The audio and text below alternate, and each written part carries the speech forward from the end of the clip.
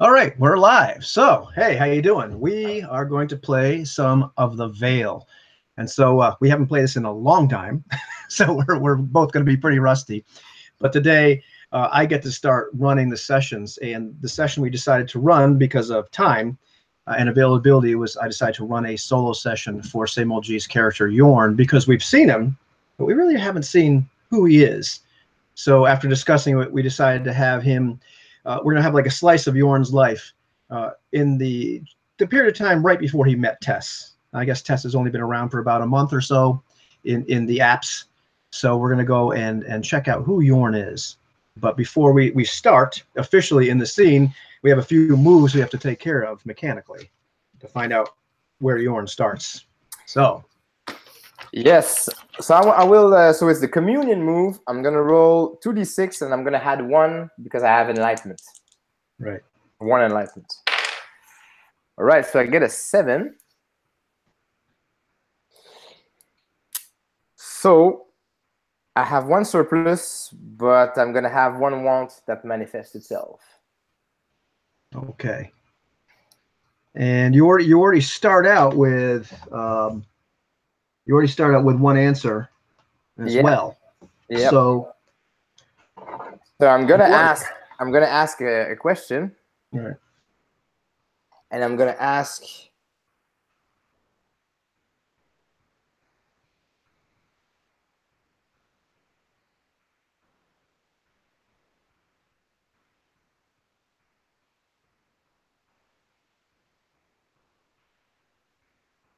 There's a lot of questions to choose from.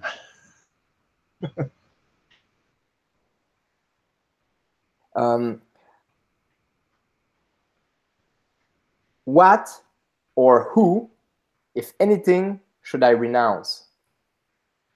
Ah, I gotcha. So at some point, the way I understand it, like that's kind of what we're looking at, or part of what we're looking at in the actual session itself. Yep. Now I believe you have because you got a 9. You have a surplus, so you could have cred. Yeah, but I'm gonna take stupor.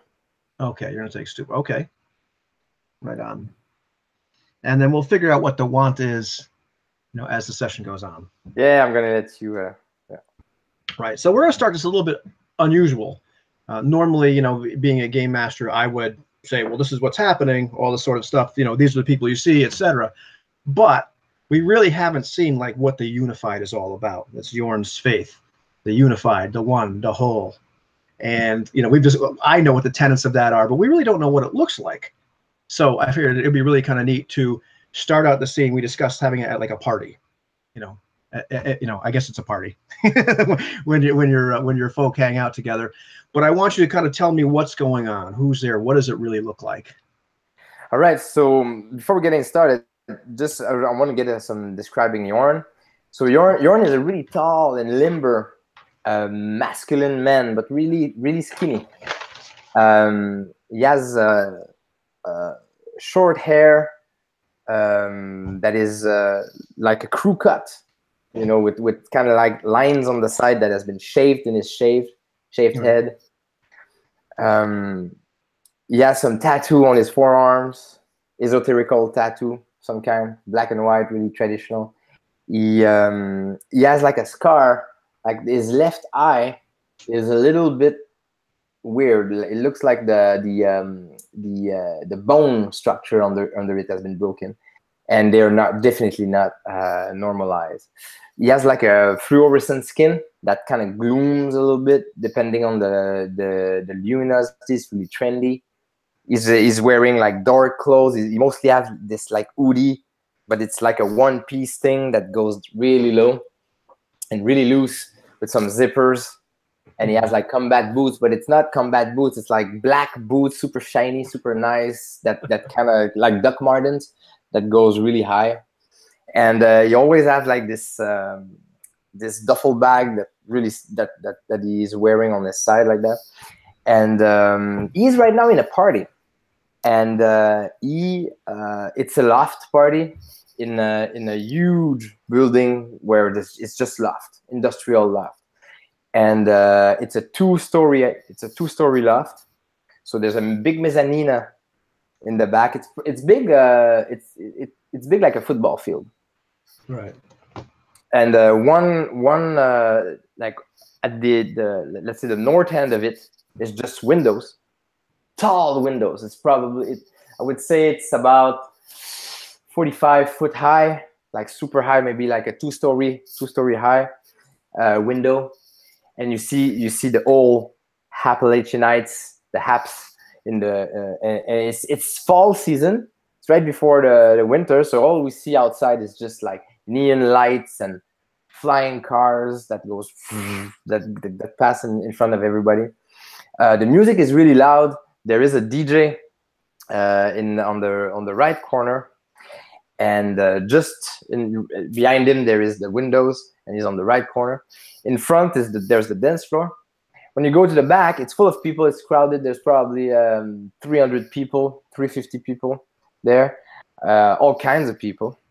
You have the people from all levels. There is a bouncer at the end. When I say from all levels, I mean people from the top level, people from the mid level, and you have people from the low of the lowest, like Yorn. and then you have a bouncer, a bunch of bouncers at the end that check for invitations, special invitations. And so the first floor, it's the dance floor with the DJ, and you have the window. And then if you climb up the stairs, you get to the mezzanine, where there's all kinds of a sofa and chairs and cushions on the ground, like where people are sitting and people are drinking and smoking and taking all kinds of drugs. But there is, in this particular party, there's only one drug that is available there. And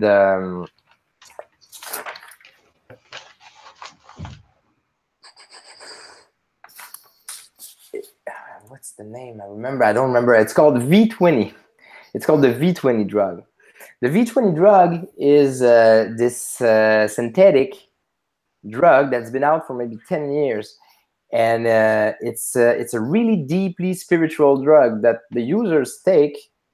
They get in touch with everything. They kind of get in touch with the all. And Yorn is part of this religion where you take that drug and then you get to see the world differently. And then you get to understand that you're part of something bigger than yourself, and everything around you, objects and people, animals, and everything is part of that same all. And so that unified, that God, that all thing is what the tenets of this religion believe in. And so the idea is that we are absolutely always necessary as an imperative categorical imperative. We have to do good.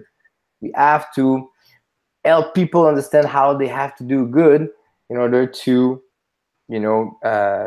make one with the one. This is why they call the unified. But to be able to get into that religion, you need to use that drug. You need to take that drug. So if you don't, you can't be in.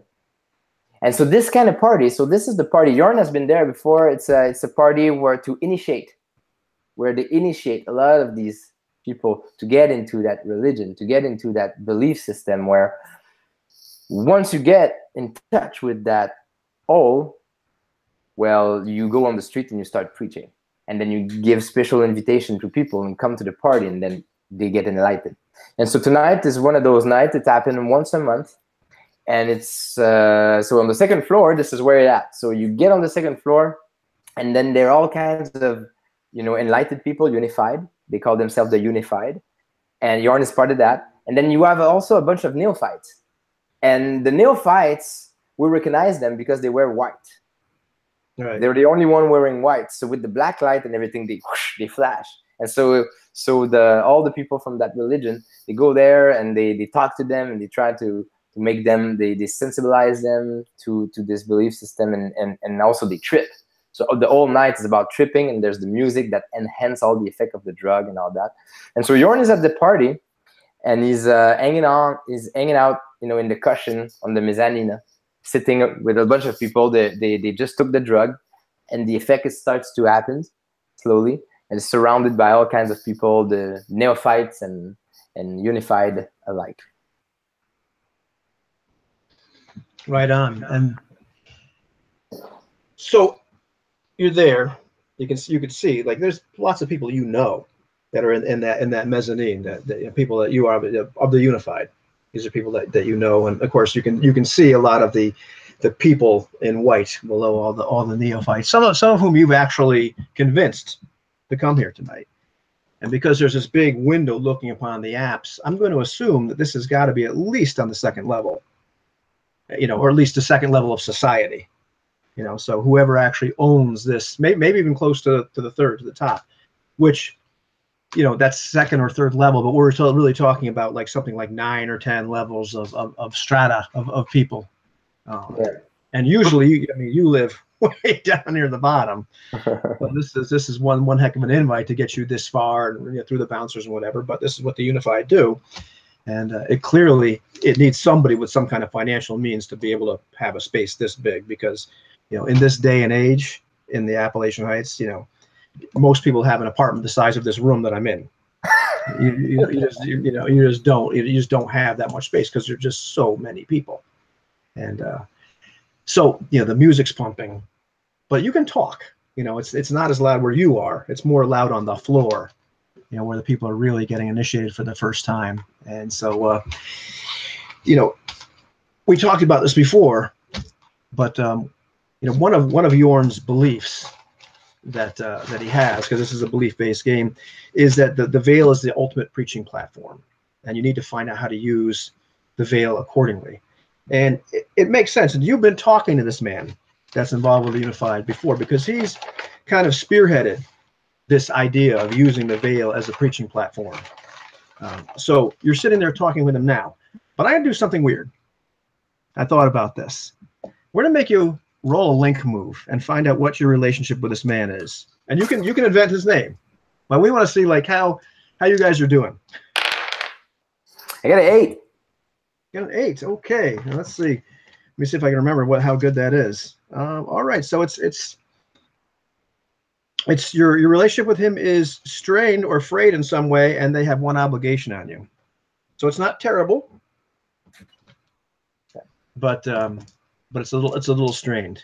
So if he has one obligation on me, so he owes me.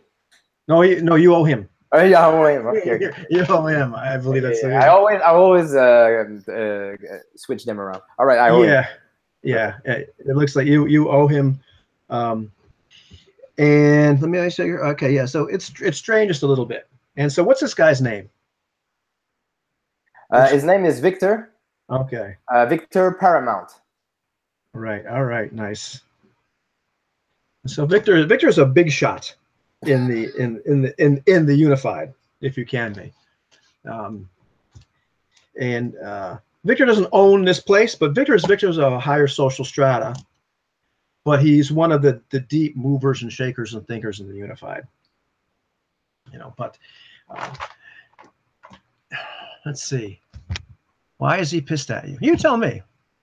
So I was supposed to bring a couple of neophytes tonight, but the thing is that I had some problem on the street. My preaching was not that good, so I came alone and I brought no neophyte. And so so the idea is that you have a VIP. You're the scum of the earth from the lower bottom. You don't come here alone without neophytes. It's kind of like your duty. You have to bring. So if I don't bring, I'm not doing my job correctly. Yeah, that makes sense. So you're getting a little berated at this moment. I mean, and the drug is kicking in, and you are starting to all feel, like you're part of the whole. So here you're in this bizarre position of arguing with yourself at this point, seeing as you're all one. But Victor's not letting this go. It's like, Yorn, you don't understand. You've got to bring people here. We're part of the one, the whole. They're all part of us. You don't bring them here, the whole doesn't grow. They're on the outside.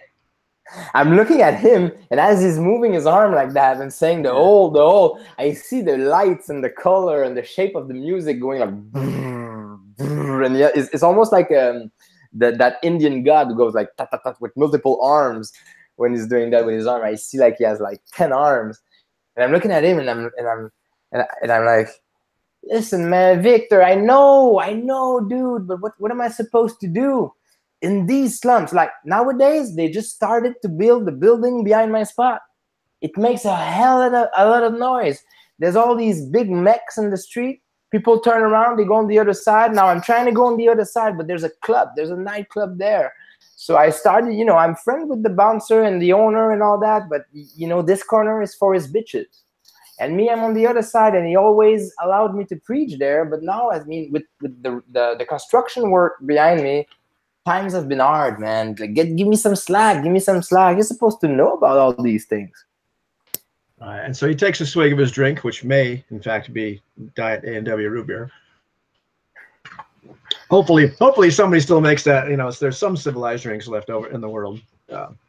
He puts his root beer down. Yorn, listen, you're thinking too much in the world. You're thinking too much in the concrete. You're thinking too much in, I have to stand here, I have to talk there. This mech's making too much noise. And his arms still are, going crazy around, but you have to deal with that. He said, listen, you don't understand when we are, where we are. We don't communicate with everybody. I mean, think, what do you do? How do you communicate with everybody in the world? It's not just talking. It's the veil. It's everywhere. The veil watches you. We already have the ultimate platform for reaching the neophyte. We have the ultimate platform for reaching anybody, anywhere in the world. It's the veil. We need to plug into that. You can stand in the corner and street preach because that is good. But it's to get inside the veil. She's already there. She's sneaky. I've talked to her. She's sneaky, but you get in there and you get to the other people. This is how we have to do it. This is the future of the unified. And Yorn has one eyebrow that goes up because the other one is just broken. So he's like, oh, and then when he sees Victor's face going unified in the veil, the word veil goes veil, veil, veil, veil, veil, veil. And at this time, I want to make probe. My intention is to probe the guy and see how he really feels. Right. So, well, I'm gonna roll the dice. I have 7. So on a 7, I hold 1. On a 10, hold 3. On a 7, hold 1. To ask the following question: when the interaction ends, the hold expire. So I get the free question: how does he really feel? Yeah, I mean, you could tell it's obvious just how he's talking. He is very sincere. He really is excited and believes this, sincerely, that this is the future of preaching. The future of reaching people. All right, I'm gonna hold a little bit and keep talking because I have the whole interaction to. So, well, how am I supposed to get that connection? I mean, I don't know nobody. I'm from the slum. I need to get in touch with some engineer or something. I don't know if I wanna be able to get. I had to have my not my website, my social network. I need to build a social network in the Veil. And as I do this move, all I see is like waves of hands going. Right. Which, interestingly, is all that he really sees too, because he probably has taken twice as much of the drug as you have, but he's done this a lot. And it's that social. It was Yorn social network. We can plug right in to the Veil, just like the unified, the whole, the one. There's all one. We're all one thing, all one organism, one consciousness. But so is the Veil. I understand. So how could I get you? And I push Victor on the shoulder to give me access to the Veil. How could I get you to give me access to the Veil? I'll just spend my hold on that question. Right. And he looks at you and goes, it's not easy. It requires implants that you normally can't get. This is something you'd have to arrange with. Oh, let me make sure I get the name of this right.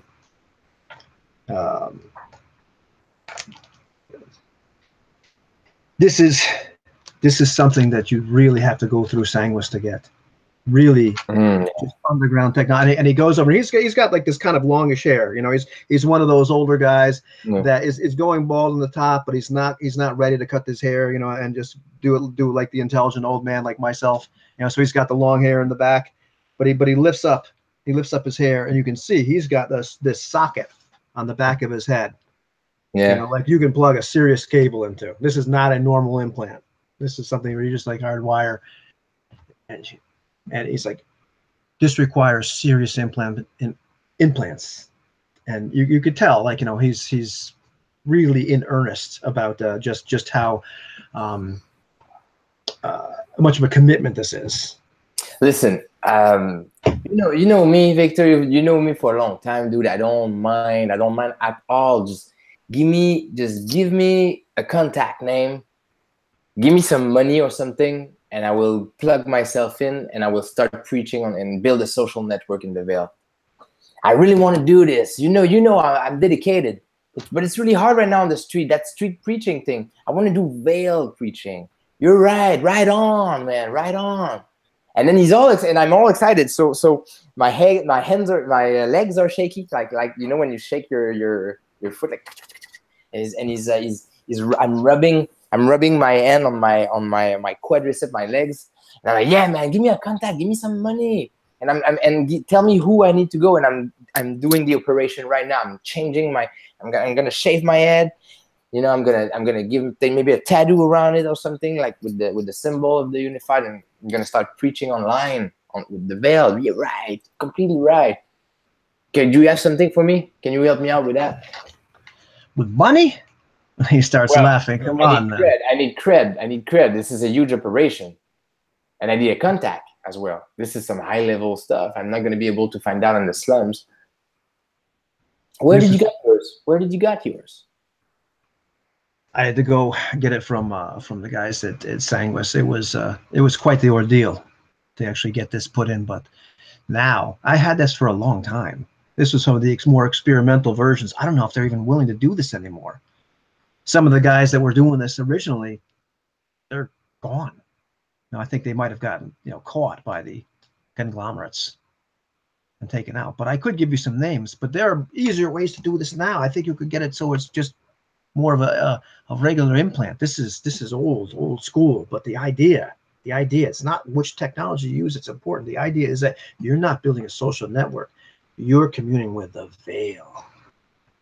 I've been doing this for a long time, but let me tell you something. She thinks she's alive. You have to be careful with her. And he just kind of sits back. And you know, you can tell like he's really the drugs really starting to kick in, where like communication, verbal communication is going to stop pretty soon. I'm like, what? Wait a second, Victor. What did you say? Like you just like you gave the Vale a name? Like you say her? What did you say? It's a feminine figure for you? Man, remember something you told me, Victor. There's no male, female. It's all the same. It's all one big thing. So maybe. Wow, I'm confused now. So. Oh man. And then he starts tripping, and then he just sits back, and then starts to go in some big hallucination on the roof, on the ceiling that starts to move with the lights and the music. And I'm gonna lift the Vale. Ooh, all right.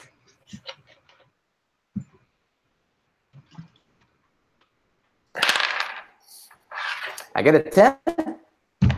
You got a 10. The MC on any. Okay, so when you try to pierce the content of the Vale, search for information or recall something you may already be privy to. Roll on a hit. The MC will tell you something new and interesting about the current situation. On any roll, the MC will ask you a question or two. On any roll, the MC will ask you a question or two, answer them. On a 10 plus, the MC will give you good detail. Right. So I'm asking a question, the Vale, right? Right. So I'm lifting the Vale. So what I do is that when I'm or you're piercing the illusion, whatever you're trying to do. But yeah, go ahead. Yeah, what I'm trying to do is to go on the Vale and ask some questions. So look for information in the Vale. So what I do is that, like when I'm going on into this trippy feeling and looking at the ceiling, I just like connect my my vision to the Vale. So I get inside the Vale, and what I do is I say, hey, who are you? What's your name? I just talk to the veil. I start to talk to the veil. I'm trying to get in touch with the veil just directly. Since Victor told me that, I'm like, hey, I'm Yorn. I want to get to know you. Right. And so you got a 10, didn't you? You got a 10? Are you there? Alrighty. And what? Let's see. But let me see. And ask you a question or two, and you have to answer them. Yeah, it's not clear. Right. But you have to give me the details. So I'm asking the question, who are you? Right. But you're supposed to ask me on a hit. Right. I'm supposed to ask you no matter what. Ask you some questions. So you're kind of open.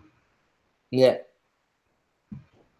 So as you're watching, like you could see like the veil itself when you first pierce it and you start to really go into the bit stream, you know it starts to look almost neon fluorescent blues and greens and just tubes, and it's just really video gamey looking sort of interface as you're going through back and forth through the tubes that connect the veil. So you get to this point where you're just in front of this light, and like geometrical figure, and you're asking, well, who are you? And out of the figure walks this little girl, and she probably is about 5 years old. And she has like her hair's in little pigtails, very cute, in a little pink dress, and blonde hair, and just looks like she's been dressed up for Sunday. Only thing she's missing is a teddy bear. And she comes up right up to you, and she takes your hand because you have a virtual body when you're going in there. She says, "Hello, Yorn. My name is W." And Yorn is like, "Hi, W. Nice to meet you. My name is Yorn. You can call me Y." Why? She giggles like a little, like little girls giggle. And so yeah. So listen, I have this idea. I'd like to work with you in order to be able to make a connection between the veil and the real world and make it one big giant place, just like it's the same place. Would you like to help me do that? She looks at you and she starts giggling again. She goes, "Why, Yorn, this is the real world."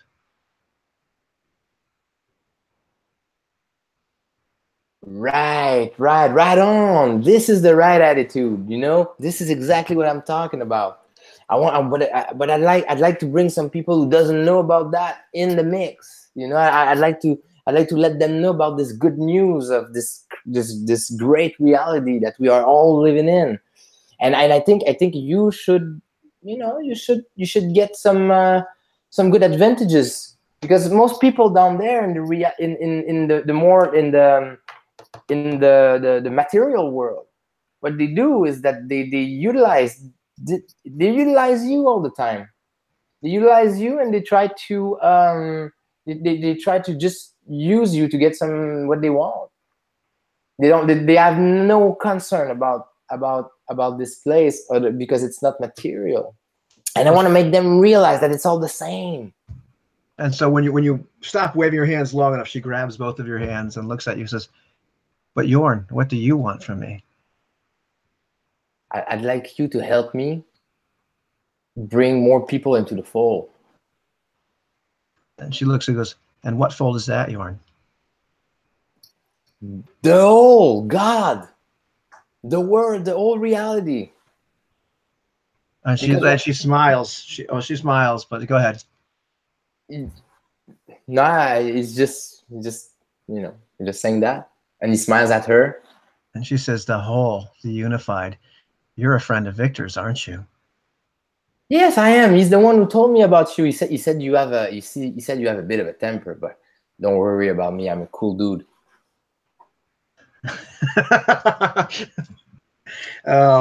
And her eyebrows kind of raise when you say a bit of a temper. And she says, "Well, Yorn, do you think that I am part of the one?" Of course. And also, you know what? You are part of the one, just I am part of the one, and you're part of me, and as I am part of you. Just like the rest of the whole thing. And she smiles, she looks kind of thoughtful. And she turns around, doesn't even say goodbye. And she starts to walk back towards this geometrical figure. And right before she walks back into it, kind of just merges right into it, because when she walked out of it, the surface sort of shimmered as she came out, and you can tell like it's the same sort of thing. She's going to walk right back in, and it's going to kind of envelop her. She turns around, and she says, "I'll talk to you again."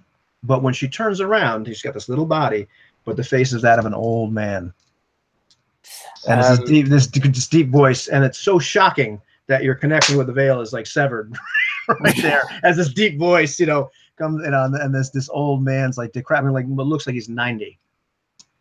This kind of, "I will talk to you again." And then I kind of wake up in the party, and there's all kind of people. The music is still going on, and then I turn around and I see Victor, completely gone. Yeah. Laying on his back. And I look around, and I kind of start to get a feel of what's going on here, and and the drug starts to go down and get away, like the effect starts to slow down, and so I stand up, I look around, and I said, "You know what? I'm gonna get." Yorn says to himself, he's going down, as he goes down the stair to the dance floor. He walks across the dance floor. People are dancing around him, and there's the light going on, and there's the dawn that start to appear in the sky, in the window. Just see the greenish sky, dark sky that becomes greenish. Right. You know it's gonna happen soon. This is the time. So what you do? So Yorn just slowly leaves the party, and as you get out of the loft, he gets to the elevator, get out on the street, and this building is right next to the elevator that brings down to the slums or to the upper levels. And being at level 8 right now, which is like really high, he gets to the he takes his he's walking. He's used to this protocol. He gets his VIP card out from the Unified that he got, show it to the guard at the elevator. The guard scans it, gets inside the elevator, and then goes back down to first level where he comes from. Right. Now, as the door opens, go ahead. Is there anything else you want to say? No. Yeah. Meanwhile, he's saying to himself, "I got to get my stuff together. I'm gonna go back. I'm going back home, and and tomorrow I start my preaching again. I need to get that straight." Right. So these big gorilla-like guards, let you into the elevator. These freaks of nature. You can see they just have the enhancements, and just you can't tell how much was really veil to make them look bigger, and how much is just enhancements. But the bodyguard look is completely exaggerated. They just don't even look human. They're that big. And as you go down the elevator, it's pretty normal. You're going down the elevator with one other person, and that's Camille. And Camille is somebody that's been a member of the Unified for a long time. She's been there probably since before you got there. And she's this nice woman. She's got to be, you're guessing, maybe in her 40s, maybe she's 50. But she has these enhancements that are kind of cosmetic enhancements, and it's not even like actual real physical cosmetic enhancement. It's holographic cosmetic enhancement. And she's somebody that is kind of from the poor social strata, right, like yourself. And you can see that the enhancements it finally started to wear out, and so they kind of shake, and you can see more and more underneath this beautiful, woman in her 40s, somebody that's really kind of decrepit and aged, and who the years have not been very kind to. She's missing teeth. She's obviously malnourished. She looks sick, or just and you can see like it's just fine. These enhancements are finally just giving up, so you can see the real woman, as opposed to who you normally see. And I'm looking at her, and I say, "Oh, hi, Camille. How are you? How you been?" So I've been better, Yorn. I've been better. Just whatever. It was a hell of a party, isn't it? It was. I still love going there and communing and feeling I'm connected. But I tell you, I don't know. The years have started to catch up with me, and I know that I can return back to the whole. I can return to the one, but just the way the food riots have been lately, and with the construction, and with the bombs, with anonymous, those terrorists. I don't want to cast any judgment on them. I know they have problems. Wait, Camille. And he put his hand on his shoulder, and he says, you just get a little. Let me. I mean, you know this. I see. You lost yourself a little bit.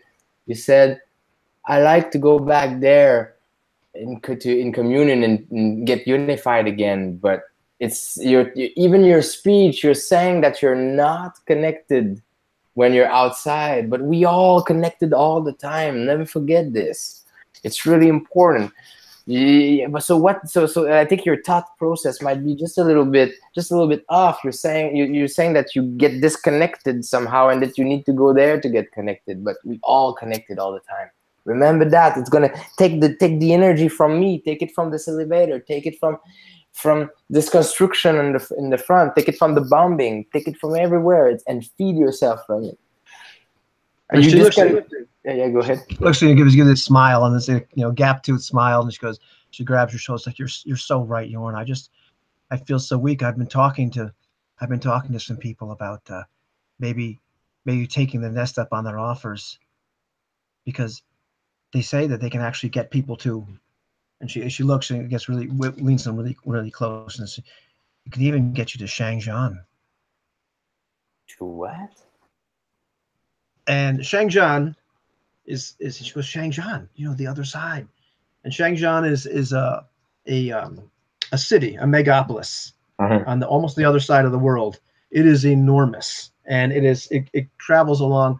You don't know what the name of the continent is, because who knows nowadays? There's just these big cities, and of course after the 3 days war, everything changed. But there is this massive, upside down U shaped mega city that kind of travels around the perimeter of it's like there's like an ocean at the bottom, or like around the coastline of this continent, and then down there. And it's just giant, and it makes the Appalachian Heights look tiny, but it's supposed to be almost like a land of plenty. At least that's the folktale. But you're talking the other side of the world, like an incredible cost to get a person there. But why do you want to go there? Why do you want to go there, Camille? Like, you got everything you need here. You got us. I don't know. It seems like there's I know my faith is weak. I should just connect and be part of the whole. But you hear the stories about how much better life is over there. How the people like us, people like me, they can get better implants. They can eat better. I don't know. I think my faith just isn't strong enough. And she starts crying, kind of leans her head on your shoulder, and Yorn, hug her, and he says, look, no matter where you're gonna be, we're always gonna be together. If it's in Shangjian, if it's here, follow your purpose. Follow what the whole tells you. This is the most important thing. And if you're on the other side of the world, you'll still be part of me. You'll still be part of us. And I'm pretty sure there's plenty of unified out there as well. Oh, there have to be. I know it. She goes, you're such a good man, Yorn. Oh, no, no problem. You helped me in the past, I help you back. You know what they say? Tap my back, I tap your back. Scratch my back, I scratch your back. And she laughs, and she just gives her quite a tickle. But you can see just how beat up by life physically and emotionally this woman really is. I mean, and because normally you always see the facade, but her enhancements have finally given up the ghost. And by the time the elevator ride is over and your conversation is over, her enhancements just stop working altogether. And so you see this woman, she gets out of the elevator and starts slowly walking, limping, back towards her section of the lower quarter.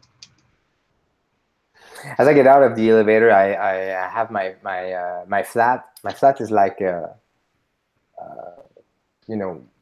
probably like 45-minute walk. Like it's 45 an hour walk into the west, and it leads me toward my preaching spot and toward the club there, and the construction site where I live, like 2 blocks away from there. So walking down the street, and I see now dawn is getting higher. It's the light of the smooth light of the morning that starts to appear in the distance.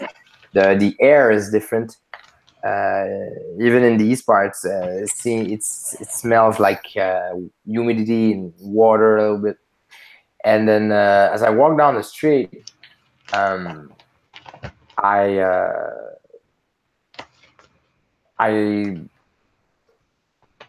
lift the veil, and I make some research about the Shangjong, and I get a 10. Really? Yeah.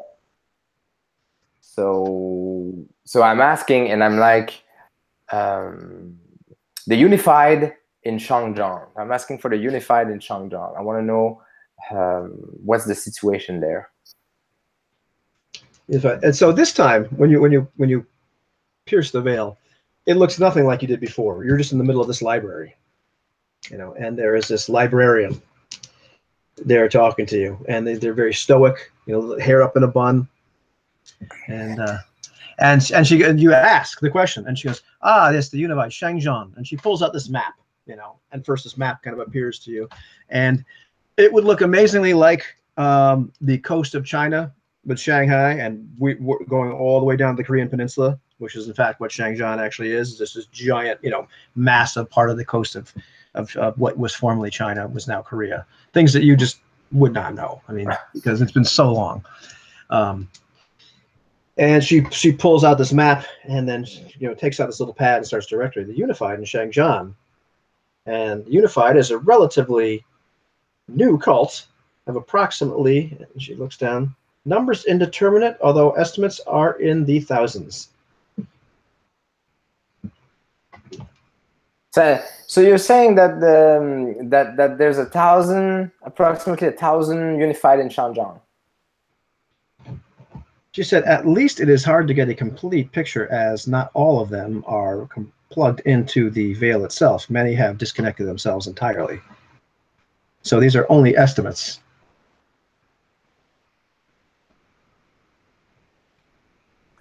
I said, well, thank you very much. Thank you very much. And I just, I kind of quit. I turn around, open the library door, and then get back on the street. However, before you leave, you notice this. As she's taking this data out on this pad, reading your stuff, you can see the little screens dropping down that she's kind of quoting stuff to you. There are whole blocks which just says access restricted, and she's not mentioning any of those. And let me make sure I'm doing this right. As you've lifted the veil one more time, I believe I have to ask you a question as well, even though you got this excellent.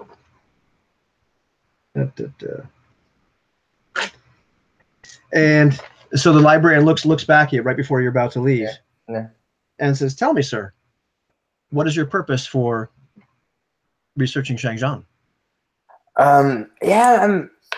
and as I grabbed the door to get out, I kind of closed back the door. I turn around and I say, "Oh, I don't know. I haven't heard about St. John in a long time, and a friend of mine recently planning on going there, and so I was, I wanted to know how the Unified were organized there." And she's and you can turn around. She's like clearly entering data at this point. Well, we certainly hope that you're happy here in the Heights. Have a good day, sir. And she closes up this little book. And then I turn around and I open the door, and then I get back on my street, the street I've been walking on, and I'm just going back home, going to my flat. Right. Turning the corner like a little bit away after you've done that, you can hear like sounds of violence. You just hear like the sounds of people yelling. A small group, not a riot, anything like that. And it's just as you're about to turn the corner. Your ears can already pick this up, although your ear can sometimes get a little bit twitchy, so you have this kind of amplified little snippets of like, yeah, hit him again. I don't. And then every once in a while screaming, and it just kind of cuts in and out until you get closer, and it starts to become more of a coded stream. Of course, Yorn is like, he's like, and he's putting his hand in his, he's reaching inside of his because he has a long jacket. He has like this thing it's not a jacket, but it's a suit, a one-piece suit, but it has long what you call that? Sleeves. Sleeves, and then inside of his sleeves here there is his stick. So he's touching it. Yeah, it's right there. All right, he says to himself, and then he turns the corner, and he locates a bunch of thugs. Beating the crap out of this poor guy. Harassing a guy there on the street. That's exactly it. And so he turns around and he sees them, and he's walking toward them peacefully.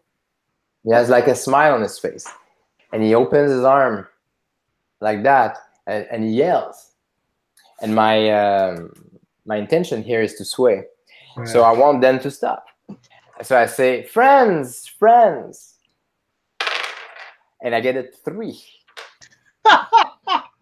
Well, that's very apropos. That's realistic. I tell you what, man, that's some good realistic dice rolling. Because these 3 guys they're young guys. They're you kind of recognize one of them sort of, but like there's so many people, that in the apps that are just in poverty, and there's so many people that don't have a job. There's some beggars, but there's some people that they're predators. And these 3 guys just fit the description, to a T. They're really young guys. They're just beating the crap out of some guy that's a little bit older than them, but probably doesn't have any more money than they do. But they're just beating the crap out of them, trying to get whatever they can out of them. Yeah. And when you say friends, 2 of them turn. One guy just stops, and he's still holding this poor guy, and sort of looks. The other 2 guys turn. They completely stop. And say, would you look at this freaking glow-in-the-dark freak there? It looks like a freaking octopus. And you can see like the fluorescence on your arms is going like you're like a squid, And it's like, get the heck out. What's your problem, man? You want some of this too? So yeah. So I get closer to him. I never stop walking with my arms open. I get in in a good distance. I mean like an arm distance. Mm-hmm. And then I stop and I say, please, friends, it's early in the morning. It's way too early to hurt one of yours. Listen, we have all these problems in the slums right now. So we should get along and try to get ourselves together and get out of here. Not beat the crap out of each other. I'm pretty sure this poor guy has done nothing. It's way too early to have done anything anyway. And so the two guys are standing. There was one man still holding over the guy, just holding him by the collar, and there's two guys standing. One turns to the other and says, "Hey, Razor, I think he's going to give you a hug." Like he's got his arms wide open there. I think this guy's crazy. What do you think? And then at this right moment, I say, "Hey, do you want a hug?"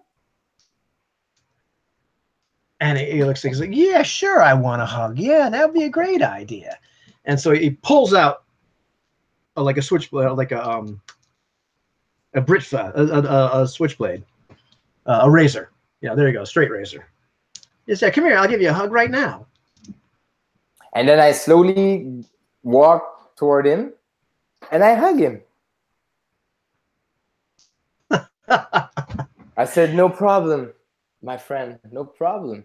Anytime. It's all love." And let's see, how does this guy react?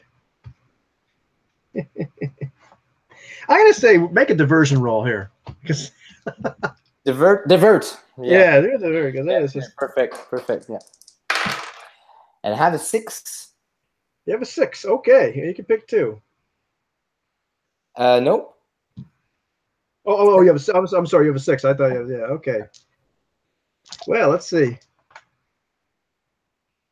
You're hugging this guy Razor, who's holding a razor, and he's just he freezes up, like he just can't believe that you just hugged him. And he's like, "Would you get this freaking queer off me?" And he's like, he pushes you, and it's on. Like these guys are absolutely going to attack you. All right. So so let's do this. Let's see how that goes.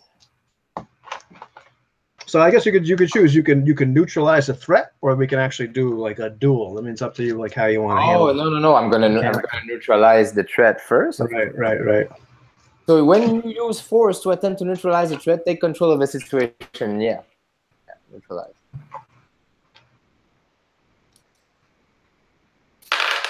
And I have a 10. Oh, well. I gotta show it to you right there, just to make sure we're legit. I don't know if you see it. The dice camera. Because I mean, I've been rolling well. No, it's okay, man. You rolled a 3 last time, so I know you're not lying. Yeah, on the 10 plus, you generate 3 old and take no harm in the doing. Yeah, so you got to tell me how badass this looks. 3 old. Wow. Yeah. So what I do is that he pushes me, but as he pushed me, I grab his arm because I was holding him. So he pushes me, and then before whatever, I grab his arm, and then I come back again, and I said, "No, it's really okay." And then I squeeze him on me. So we make one buddy, he and I. Right. So for the other friends, it's really hard to hit because they're gonna hit the guy. They're gonna hit his old friend, and he has his blade behind, and he's trying to do whatever he wants. But I'm holding him like that. So I said, no, it's okay, don't worry. I love you, man. I know it's hard. I know it's really hard. Alrighty. And so the other guys are around, and it's like, fuck, can't do anything. And then he's trying to move, and then as he moves, I'm slowly turning like that, and I'm just protecting myself with his body, and so they don't hit. Right. And at this moment, I sway again, but I have 3 plus 3 now. Okay. Because I had 3 old. You understand? Oh, so yeah. Okay, so you haven't actually spent the hold to. No. Oh, I have to spend the hold on this. I think you have to spend the hold on those. Okay. So what? So I'm gonna take away an advantage. Yeah, sure looks like you did that because they don't have the advantage anymore. So you got 1 hold left. Yeah, and then I'm gonna impress. Yeah. And impress the opponent. Yeah. So that's what I'm doing.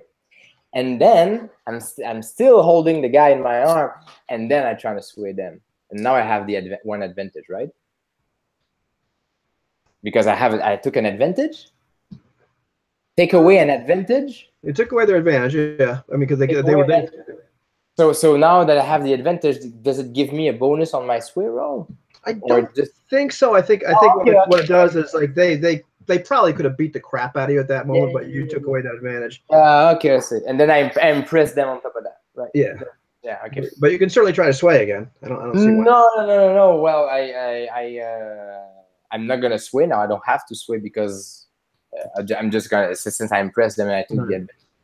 So, well, I'm gonna try. I'm gonna sway. I'm say, listen, I'm gonna.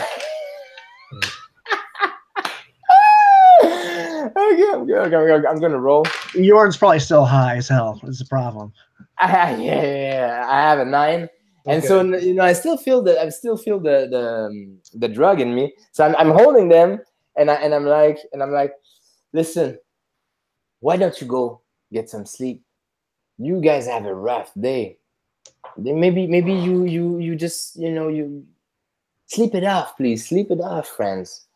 We're all together in this. Alrighty, well, I'll tell you what. They stop like this. The one guy drops the dude. The other two like are just so flustered. Like as you let the guy with the razor over, he's just like what the hell. His friend that was just gonna pop you. Like they couldn't get a freaking move edge and like he's just like they're all just stunned. Like what the hell. And so the guy that like still kind of pushes himself off you. The razor. And let's see, but they choose 2. They get I have to choose. Well, you got a 9, right? Yeah. So well, here's the thing: if you got a 10, you could sway them. They would do what you want, and you would get to choose one of these consequences. But because you only got a 9, they choose them. On the hit, they do it and choose one. On a 7-9, choose 2. Yeah, you got it. Yeah. Right. So these guys now they stop. They're gonna get. But let's see. What would they really want in this situation? Wow. Yeah. So listen, man. It's really interesting. Yeah. Yeah.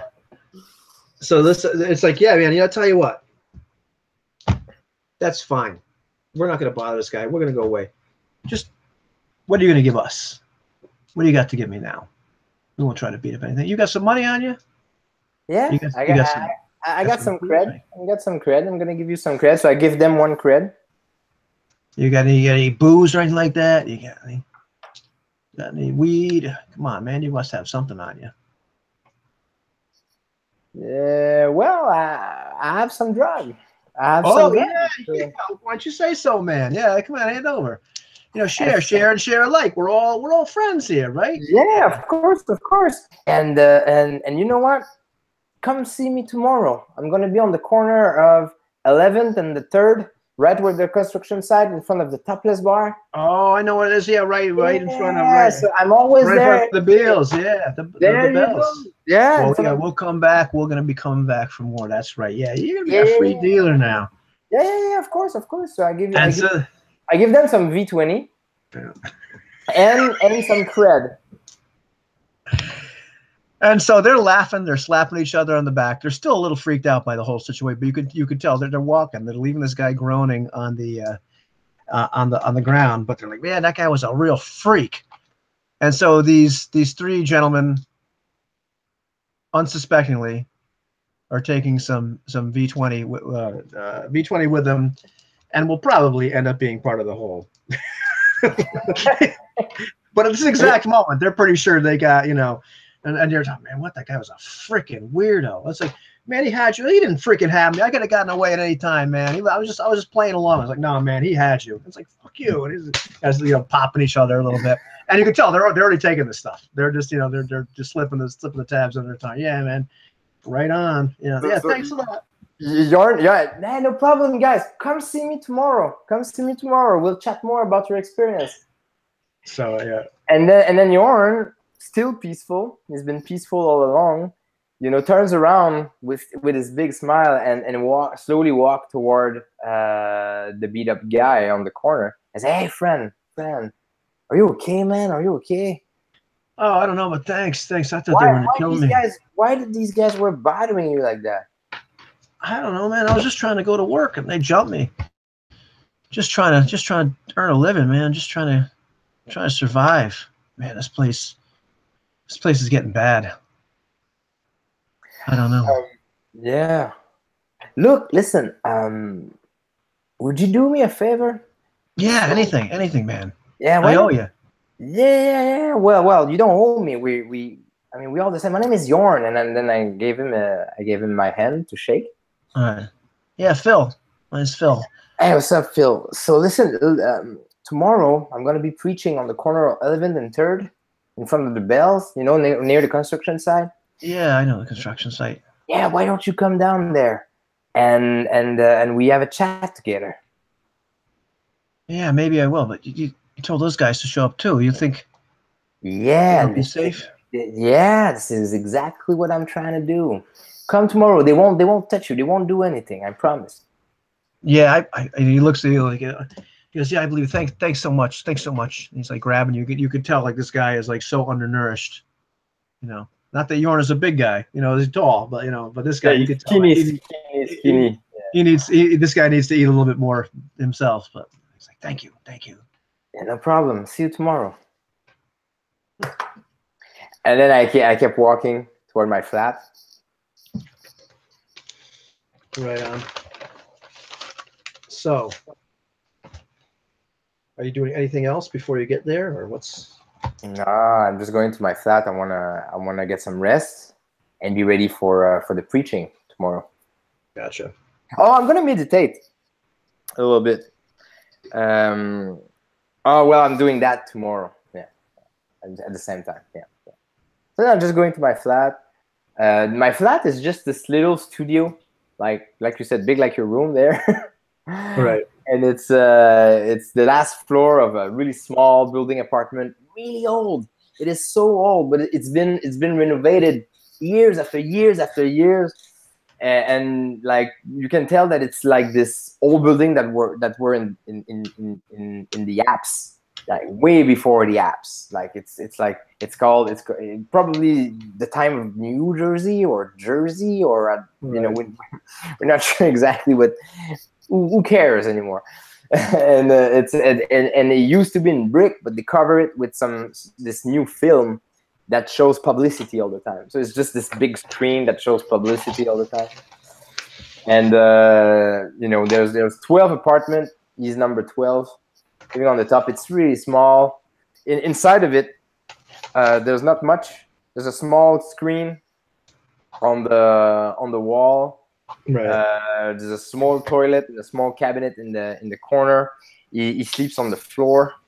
There is poster of music bands and DJs and stuff. There is a black light in one corner, and his apartment is super clean, but it's just old and tacky, and it has one window that is in front of the street. So you can look down to the street, and arriving is just wow. He goes into the shower, which is on the other corner, and he gets himself a quick shower, then goes to bed. Right on. So, we can stop now, or we can continue just a little bit more. Your call as far as time wise. Let's do the last scene on the corner. Right. Okay. That sounds good. That sounds good. So in the morning, Yorn wakes up, gets dressed. He's pretty much always dressed the same because he's really poor, doesn't have much money to get more clothes.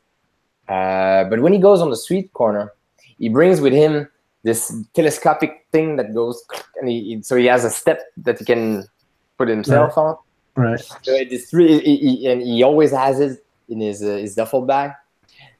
He's preaching like 3 to 5 corner away from his place, depending what road he takes to go there. He still have that little flying thing that goes around him and like it's like a speaker, that little drone. Didn't you have like one of those little things that flies around your head? Yeah, yes, this thing. Little loudspeaker, the little robot. Yeah, this thing it's in the duffel bag now. But right. So as he arrives at the corner, the construction site, is doing his thing. It's kind of noisy, it's kind of loud, but he got used to it after the weeks. He's get on the corner, put his thing on the get this thing out, get the little ball that flies around, you know, wireless operating.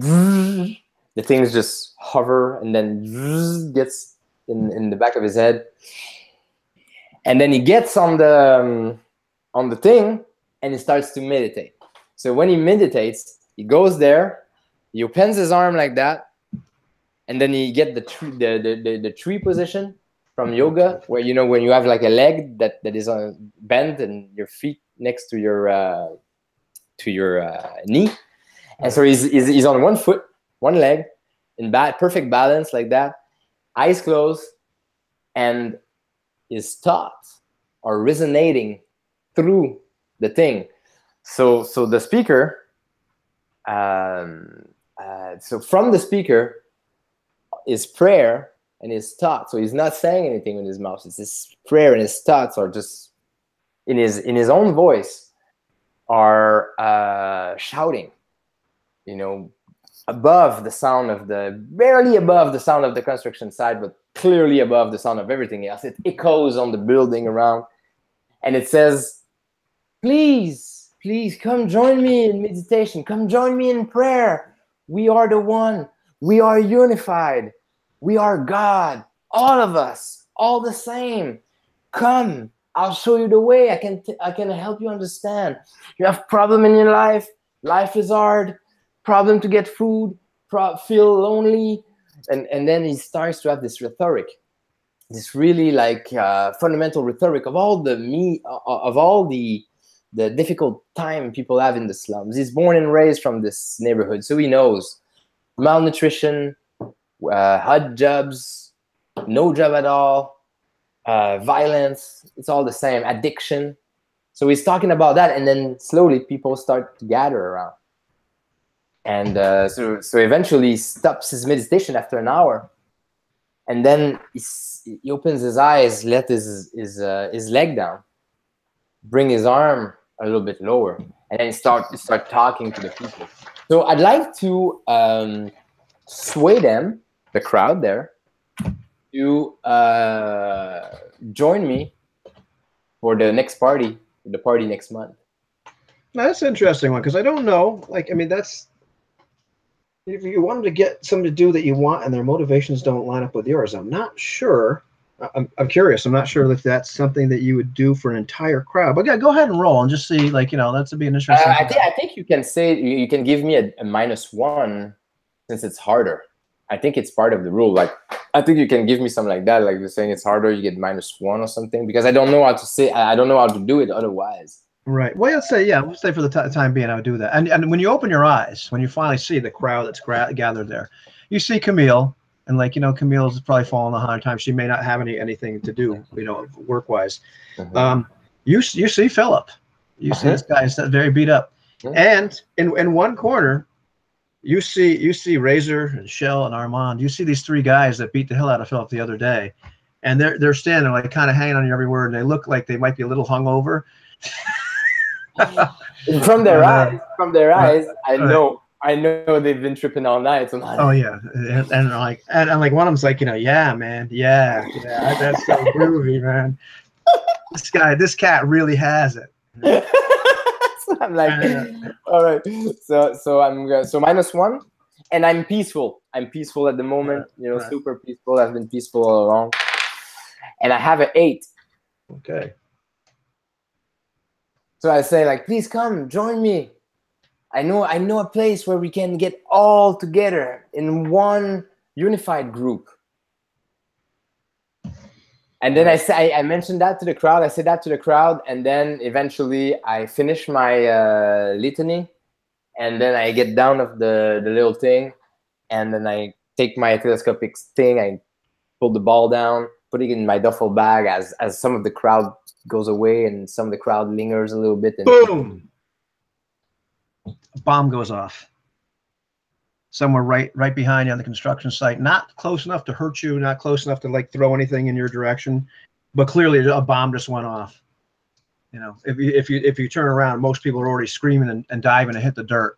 You can see that, like, there's this spot of the construction site that's completely just been blown away. and you can see. I'm trying to think of this guy's name. It's Cadmus's partner, and I can't recall his name off the top of my head. I had it written down here from our sheet, but you can see him. You've noticed this guy around before. You don't notice Cadmus, but you do notice this other fellow. Oh, what the hell is his name? Ray. You notice Ray is already there. You know, like and like calling in. You know, you know he's calling security force at that point. Not that they haven't already heard, just from the explosion, because it was enormous. And then you start to hear gunplay. And you start to hear, you know, small arms fire and machine guns. And one of the couple floating cars, or, you know, flying cars, comes zipping around. One of them is like a really nice model. You know, one of them's kind of like a piece of crap thing that's seen better days. It was probably a taxi that somebody likes, you know, sold to somebody else. You know, one of those things. Cars has been to everything and is finally, you know, handed down to this, you know, God knows who. And the other one's actually pretty nice model. But there are men in there with machine guns. They're shooting. There's guards shooting back at them. There's already started to be some of the conglomerate guards, the you know, Appalachian Heights, you know, police department, shooting back at them. And the guys in the cars are shooting some pretty serious ammunition at them. All of a sudden, like, grenade launcher comes out of one of the nicer car and just like shoots something right at the cops, you know, blows up a thing. And they zoom right by your intersection. Like they're hugging the street at this point, you know, getting down because the police are starting to shoot more at them. And you can see in the first car, he's not driving, but it's this little short man, like dressed in a business suit, who you've seen before. And you've seen posters of before they get torn down. You've seen broadcasts before, but you know this guy is called Pavlov, and he's dressed impeccably, as if he's like a wealthy man. But there's just bodyguards in that you know, that vehicle, just you know, as they're shooting at the police, followed by that really piece of crap vehicle with a bunch of guys that aren't so well dressed, still shooting at the police. So I duck. You know, and I say, Camille, Philip, come with me. And then I point to like a park car, like this gigantic mech there. There's a big mech next to some parked car. I said, let's go behind the mech. Let's go behind the mech. And then so I just want to know, though, my role, my sway role, what happened with the results? Because I'm still considering that one, because what you had really was that, like, they will do what you want, but they choose two. Yeah, they choose to. Yes, so because before I start to manipulate these NPC, I just want to know, because I was about to. Right. Well, that's a funny thing, because you're telling them to go to a party or to go to a meeting in a month. Yeah. Yeah, I'm thinking, as far as you need to give a piece of yourself to them, body or heart or something. You know, I'm thinking you're going to have to do this day after day after day. You're going to have to interact with these people a lot. I don't know. I can't decide what the hell the second would be, you know, as far as like favorite. But like, I mean, there's time between now and then, as far as like how many people will show up. And I'm gonna have to think about that. I probably have to think of that after the session. Like, how would you handle members of a crowd being swayed to do something? They'll do it, but like, what are they going to ask of you? That's a weird question. You know, that's a weird spot in the rules to figure out how to adjudicate that. Yeah. Well, let's remember it and let's look later or something. But right now, what I'm trying to do is I'm trying to bring the three guys, like right, Razor and all that, Phil and Camille, together to hide behind the mech. So I'm saying, come with me behind the mech, and then I just, duck there. That's easy. These people have been looking to you for direction for the last hour. And it's not so much they'll do whatever you say. You're the last person that told them anything to do, and there's gunfire. They pile behind you and almost push you out of the way of the mech because they're trying to get behind this. So as we hide, and the guns, and then the gunshot behind, and all that, and the smoke, like this big smoke of dust everywhere, I say to them, listen, I just wanted you to understand, like, this is really important, guys. Like, please come with me next month. I'm gonna show you some stuff. You see, I'm gonna show you how this vision of the world that is ours, like the way we see things. It's great, and it might gonna help you find a purpose and get out of this mess. Look around you. This place is not good to be. And Camille, I know you, and I make some research for you. I know there's some unified in Shangjiang, so, you know, I wish you good luck. And I turn around toward the 4 other guys, and I said, look, you guys are standing in the same situation, next to each other. You have the same concern because you are the same. And then I preach my rhetoric to them, and make them realize that they are in the same struggle right now, and then they should get unified. And then being together makes them stronger. And as the bullets fly away and fly around and in the dust, and as we cough. Right. And like, I mean, Razor looks at you, it's like, yeah, man, that sounds like a good idea. Like, but we're gonna need some more of that stuff. Where do you get that junk? Yeah, well, come see me here, and I'm gonna have some every day for you. Oh yeah, right on, man. Yeah, that sounds good. The other guys are nodding, like, and Phil, still with the black eye, I think, what stuff is that? And I said, listen, I don't have none on me right now because I gave everything to them yesterday. But Phil, trust me, come see me tomorrow again here, and I'll give you some. All right, I will. You make a lot of sense. You make a lot of sense, Yorn.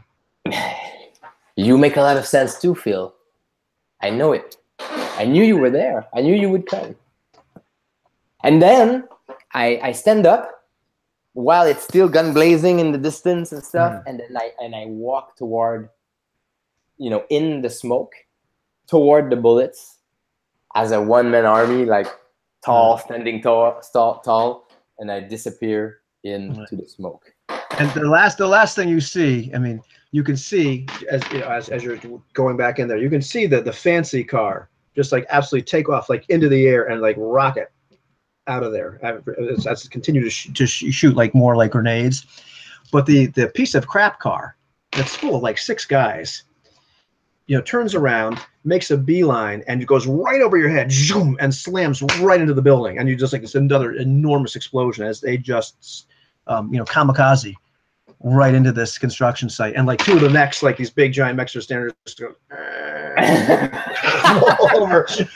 This thick black smoke is billowing out of the building, creating even more smoke that I just disappear into that smoke. As you're walking, one of the mechs just falls right behind you. Oh wow! Just a normal day in the apps. Just a normal day in the apps. Just a normal day in the apps. Oh my god! So you want to cut it right there as the end of the. All right, then I'll stop the broadcast.